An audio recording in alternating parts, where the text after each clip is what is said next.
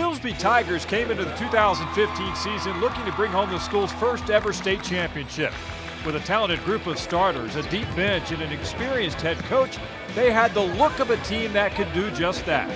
The Tigers rolled through the competition each week with relative ease, scoring 100 or more points on 9 different occasions. An 89-47 state semifinal win against Levelland set up a state title showdown with state powerhouse Dallas Lincoln. When Championship Saturday finally arrived, Silsbee looked uncharacteristically tight as they fell behind early by double digits to Lincoln.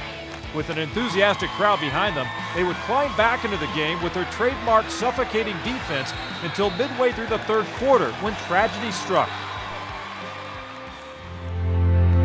Freshman guard Devon McCain inadvertently collided with a teammate and fell to the floor and was knocked out as soon as he made impact. Players and fans from both teams fell silent and began to pray as the fun and excitement had quickly turned to sorrow and concern. After 12 agonizing minutes, he was stabilized, regained consciousness and movement in his hands before being carted out of the arena and into a waiting ambulance.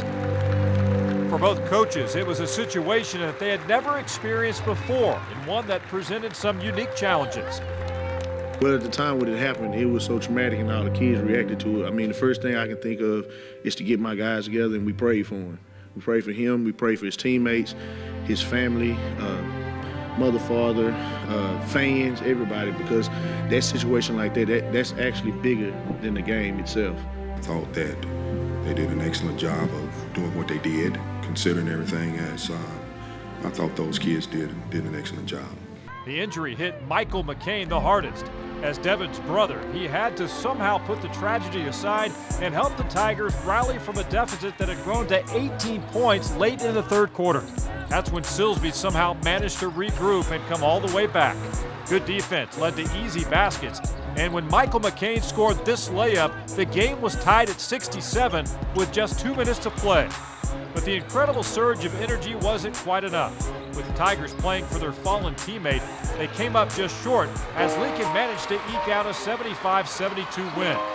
After the game, the players and their families' thoughts quickly returned to Devon as he lay nearby with a concussion and a broken eardrum at a local hospital.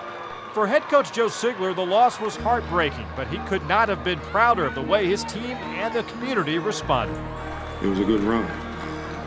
Again, I got to commend those kids for, with all that happened at that time, they could have easily folded tent, but they didn't. So that's a special group of young men. With 11 returning players next season, Silsbee will be one of the favorites to win the state title. But head coach Joe Sigler knows his team will now be in the role of the hunted, not the hunter. I've got to stress that what we did this year was yesterday. If we have what we have, I've got to stress that there's some other school that's got the same thing coming. So we got to make certain that we don't sit back and relax. We have things to do. We got, we just hoping that, we can make it back. We're going to work hard for that. And we do have some kids that can play basketball at Silsbee.